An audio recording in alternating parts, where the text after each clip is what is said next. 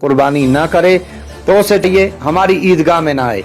वो कहता है एक कुर्बानी दादे की, एक परदादे की, एक दादी की, एक परदादी की, एक फलां की, एक फलां की, एक फलां की, वो साथ की साथ दूसरों को दे देता है। अगर इनको 1 साल के बेड़ू में छोड़ा जाए तो पहचान ना पाए कि 1 साल वाले कौन से 6 महीने के कौन है। जो इस कुर्बानी जानवर के बस्ते होते हैं, खाल होती है, तो उसको क्या करना चाहिए और कितने हिस्सों में जो है वो हमें तकसीम करना है और घर में कितना रखना है और रिश्तेदारों, हमसायों, गरीबों में कितना जो है वो बांटना है।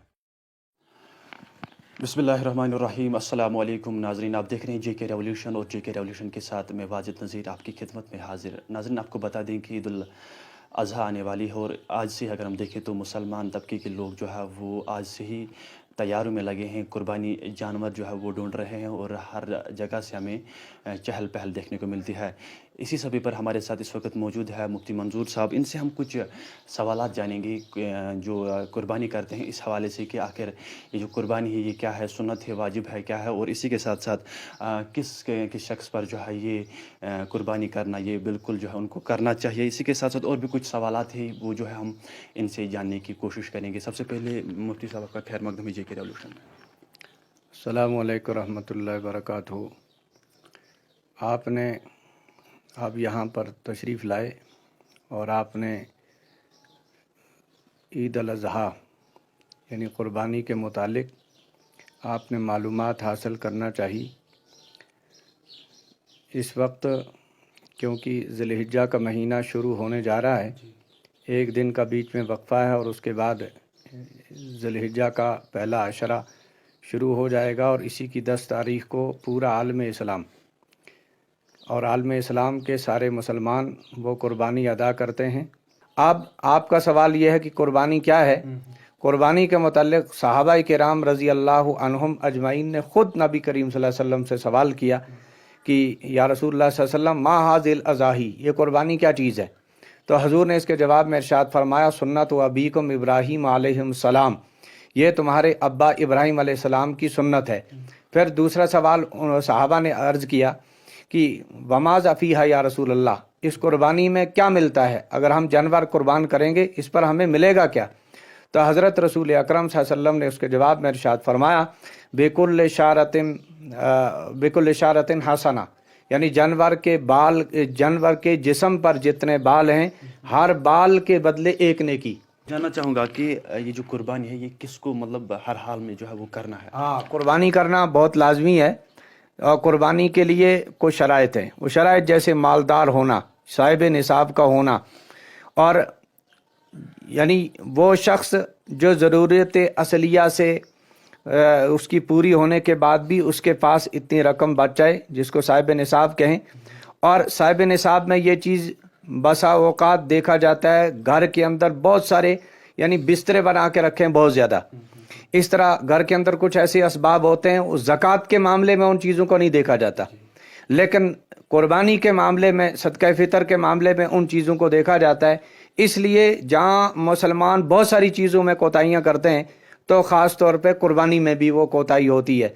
यानी मालदार होने के बावजूद वो कुर्बानी नहीं करते और उस पर हदीस पाक में हज़रत रसूल अकरम सल्लल्लाहु अलैहि वसल्लम ने वईद फरमाई है कि मन वजदा सातन अन युज़ाही फ़लम यहज़ुर मुसल्लाना, कि हज़रत रसूलुल्लाह सल्लल्लाहु अलैहि वसल्लम ने फरमाया जो कुर्बानी की ताकत रखता है, अल्लाह ने उसको इतना माल दिया है, उसके बावजूद वो कुर्बानी ना करे तो उसे चाहिए हमारी ईदगाह में ना आए, क्योंकि ईदगाह में ईमान वाले आते हैं, ईदगाह में मुसलमान आते हैं। गोया वो अपने अमल से माल होने के बावजूद कुर्बानी नहीं करता, गोया वो गैर मुस्लिमों जैसा अमल कर रहा है। इसमें मैं बीच में एक इजाफी के तौर पर एक बात और अर्ज कर दूंगा, आपकी तवज्जो से वो बहुत सारे लोगों तक पहुंचेगी। जो लोग कुर्बानी करते हैं वो भी गलती करते हैं, वो एक बड़ी गलती करते हैं। यानी उसमें गलती ये करते हैं कि कुछ लोग लाते हैं बड़ा जानवर, क्योंकि बड़े जानवर में 7 कुर्बानियां हो जाएंगी, यानी 7 आदमी मिलकर खरीदेंगे, 7 आदमियों की कुर्बानी अदा हो जाएगी। और बस औकात वो बड़ा जानवर कोई एक ही आदमी खरीदता है, गोया वो 7 कुर्बानियां उसकी अदा होंगी, लेकिन वो ऐसा काम करता है, वो कहता है एक कुर्बानी दादे की, एक परदादे की, एक दादी की, एक परदादी की, एक फलां की, एक फलां की, एक फलां की, वो साथ की साथ दूसरों को दे देता है और खुद अपनी कुर्बानी नहीं करता। तो इसका मतलब यह है कि आज़ान हो रही है और एक आदमी को खुद नमाज पढ़नी है और वो कहे मैं मुर्दों की तरफ से पढ़ूंगा। تو گویا مردوں پر قربانی واجب نہیں، مردوں پر نماز فرض نہیں. اس طرح جو زندے قربانیوں میں یہ غلطی کرتے، سب سے پہلے اپنی قربانی کریں، اس کے بعد جو قربانیاں بچ جاتی ہیں تو وہ آپ نے کسی فوت شدہ رشتہ دار، ماں باپ یا دیگر کسی عزیز اقارب کی طرف سے وہ کر سکتے ہیں. جی آپ سے جاننا چاہوں گا کہ کون جانور جو ہے ہم قربانی کر سکتے ہیں اور کس جانور میں جو ہے زیادہ ثواب ملتا ہے؟ قربانی کے لیے شریعت نے جانور متعین کر دیے ہیں، اور جو آپ کو سہولت کے ساتھ مل جائے ان جانوروں میں سے آپ کی قربانی ادا ہو جائے گی. اس میں اونٹ بھی ہے، اس میں بھیڑ بکری بھی ہے، اس میں گائے بیل بھینس بھی ہے. یہ وہ جانور ہیں یعنی پالتو جانور. اور اس کے علاوہ بہت سارے وہ جانور ہیں جو حلال بھی ہیں، یعنی ان کو ذبح کر کے کھانا حلال ہے لیکن قربانی نہیں کر سکتے، جیسے جنگلی گائے ہے، جنگلی بکری ہے، جنگلی ہرن ہے. اس طرح اگر کوئی ان کو شکار کر کے عید اس ذی الحجہ کے مہینے میں لے آئے اور 10 ذی الحجہ کو قربان کرے، قربانی نہیں ہوگی. بلکہ پالتو جانور یعنی اس میں گائے ہے نر مادہ دونوں، اس میں بھینس ہے نر مادہ دونوں، اس میں بھیڑ بکریاں ہیں نر مادہ دونوں، اور اس میں اونٹ اونٹنی ہے نر مادہ دونوں. یہ وہ جاننا چاہوں گا کہ جو اس قربانی جانور کے بستے ہوتے ہیں، کھال ہوتی ہے، تو اس کو کیا کرنا چاہیے؟ دیکھو، قربانی کی کھال جو ہے، کھال کو آپ نے گھر میں بھی استعمال کرنا شرعاً جائز ہے. بالفرض آپ نے بھیڑو ذبح کیا، بکرا ذبح کیا یا کوئی اور جانور ذبح کیا، آپ چاہتے ہیں کہ اس کی کھال میں اپنے گھر میں استعمال کروں، کر سکتے ہیں. اس صورت میں آپ کو کوئی چیز خیرات نہیں کرنی ہے، خالی وہ آپ نے استعمال میں اگر آپ اس زمانے میں مشکیزیں بناتے تھے، یعنی پانی رکھنے کے لیے، لسی رکھنے کے لیے، اور آٹا چاول وغیرہ ان چیزوں کو غلہ رکھنے کے لیے بھی وہ اس کو استعمال کرتے تھے. اگر کوئی اس طرح استعمال کرنا چاہے تو کر سکتا ہے. ہاں، اگر اس کو اس نے فروخت کر دیا، بیچ دیا، اس صورت میں اس کی رقم کو خیرات کرنا لازم ہے. اور خیرات ان کو دی جائے جو خیرات کے مستحق ہیں، یعنی وہ فقراء، وہ مساکین، وہ محتاج، وہ جن کو قرآن نے خیرات کا مستحق قرار دیا ہے، ان تک ان کی رقم پہنچانا ضروری. یا جو اس وقت دینی مدارس ہیں ان میں صرف کیا جائے تاکہ وہ کھانے پینے میں وہ صرف کریں، ان کو بھی دینا بھی جائز ہے. البتہ جو ذبح کرنے والا ہے اس کو بطور اجرت کے کھال دینا جائز نہیں ہے. اور اسی طرح بہت سارے لوگ آپ نے امام کو اجرت میں دیتے ہیں، امام کو بھی بطور اجرت کے دینا جائز نہیں ہے، تحفے کے طور پر دینا جائز ہے. تو اس لیے اس کو خود بھی استعمال کر سکتے ہیں. فروخت کرنے کے بعد اس کو خیرات کرنا ضروری ہے. جی آپ سے جاننا چاہوں گا کہ جو اب اگر قربانی کی گئی تو اس کو کس طریقے سے ہمیں ڈسٹریبیوٹ کرنا ہے، کہاں تک پہنچانا ہے، اور کتنے حصوں میں جو ہے وہ ہمیں تقسیم کرنا ہے، اور گھر میں کتنا رکھنا ہے، اور رشتہ داروں، ہمسایوں، غریبوں میں کتنا جو ہے وہ بانٹنا ہے؟ قربانی کا جانور کیونکہ یہ اللہ کی طرف سے ایک تحفہ ہے اور اللہ کے حضور میں ایک نذرانے کے طور پہ پیش کیا جاتا ہے، تو بہت متبرک گوشت اس کا ہوتا ہے، کیونکہ اللہ کے نام پر یہ بڑے خلوص دل کے ساتھ قربانی کرنے والا اللہ کے حضور میں پیش کرتا ہے. اس لیے اس سے خود بھی کھا سکتے ہیں، اپنے قریبی رشتہ داروں کو بھی کھلا سکتے ہیں، امیر غریب سب کو کھلا سکتے ہیں. مستحب طریقہ اس کا علماء نے یہ لکھا ہے کہ اس کو 3 حصوں میں تقسیم کیا جائے. ایک حصہ آپ نے گھر کے لیے رکھا جائے، ایک حصہ آپ نے جو قریب کے رشتہ دار ہیں ان کے لیے رکھا جائے، اور ایک حصہ عام مسلمانوں کے لیے. اس میں فقراء بھی ہیں، مساکین بھی ہیں، ہمسائے بھی ہیں، دور دراز کے مسلمان بھی ہیں. مفتی صاحب آپ سے جاننا چاہوں گا کہ اب اگر اللہ تعالیٰ نے کسی کو بخشا ہے، مطلب مال دولت اس کے پاس ہے، تو وہ قربانی نہیں کرتا ہے، تو اس کے لیے کیا کچھ ہوگا؟ وہ میں نے پہلے بھی عرض کیا ہے کہ اس کے لیے وعید ہے کہ حضرت رسول اکرم صلی اللہ علیہ وسلم نے ارشاد فرمایا، جس کے پاس وسعت ہونے کے باوجود وہ قربانی نہ کرے، اسے چاہیے ہماری عیدگاہ میں نہ آئے. یعنی اتنی بڑی محرومی اس کے لیے ہے. یہ قربانی کے لیے بھی یہ حکم ہے اور حج کے لیے بھی یہ حکم ہے. جو اس کا انکار کرتا ہے، اس کی ناشکری کرتا ہے، تو اللہ تعالیٰ بے نیاز ہے عالمین سے. اللہ کو نہ میری قربانی کی ضرورت ہے، نہ نماز کی ضرورت ہے، حج کی ضرورت ہے. لن ینال اللہ لحومھا ولا دماؤھا ولکن ینال التقوی منکم. اللہ قرآن میں فرماتے ہیں کہ میں تمہارے گوشت بھی مجھے نہیں چاہیے، خون بھی مجھے نہیں چاہیے، مجھے تمہارے دلوں کا تقوی چاہیے. آپ سے جاننا چاہوں گا کہ جو قربانی کرنے کے وقت وہ نیت پڑھی جاتی ہے، تو اگر اب کوئی نیت نہیں پڑے گا تو کیا اس کی قربانی آئے گی؟ دیکھو، نیت پڑھی نہیں جاتی ہے. نیت کا تعلق دل کے ارادے سے ہے، یعنی دل کے اندر یہ ارادہ کرنا کہ میں اس جانور کو اللہ کے نام پہ بطور قربانی کے ذبح کر رہا ہوں. یہ یعنی اس قربانی کی نیت کے ساتھ جانور خریدنا، قربانی کی نیت کے ساتھ اس کو قربان گاہ میں لے جانا، یہی نیت ہے۔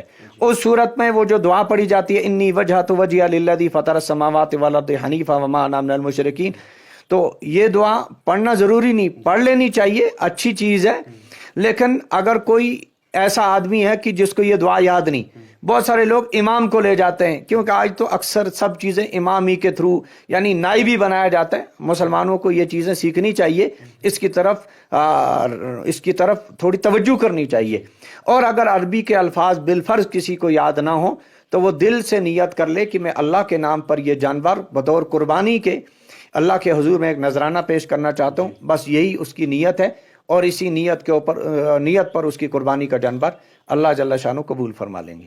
قربانی کرنے کے لیے جو ہے وہ کسائیوں کے گھر میں لیا جاتا ہے، تو اس کے بعد اس کو پیسے دیے جاتے تھے، اس لیے آپ کیا بتانا چاہتے ہیں؟ دیکھو، قربانی کے جانور کے لیے جو کسائی کو گھر میں لاتے ہیں، لانا جائز ہے، اس لیے کہ عام لوگ تجربہ کار نہیں ہوتے، کیونکہ جانور کو ذبح کرنا، پھر اس کی کھال اتارنا، پھر اس کے ٹکڑے کرنا، اس کو یہ سب چیزیں کرنا، یہ ہر انسان کے بس کی بات نہیں، اور کسائی تجربہ کار ہوتے ہیں، اور وہ ایک چھوٹے سے مختصر وقت میں وہ ایک دم جانور کو تیار کر کے دے دیتے ہیں۔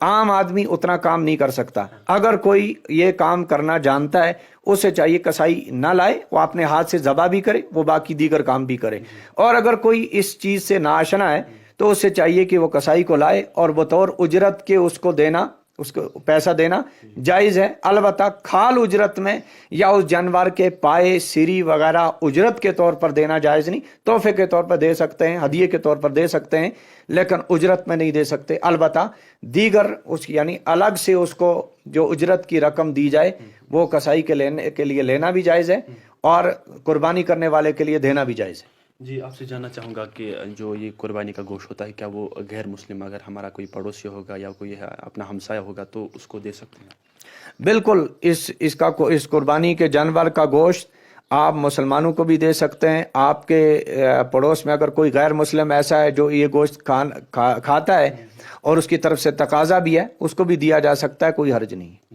جی، لاسٹ میں جو ہمارے دیکھنے والے ہیں ان لوگوں کے لیے کیا میسیج رہیں گی؟ ایک سوال جو ہے میں ہر کسی سے جاننا چاہوں گا، کیونکہ جہاں پر بھی میں جاتا ہوں وہاں پر میں ایک سوال پر جو ہے بات کرنا مناسب سمجھتا ہوں، وہ ڈرگز ہے۔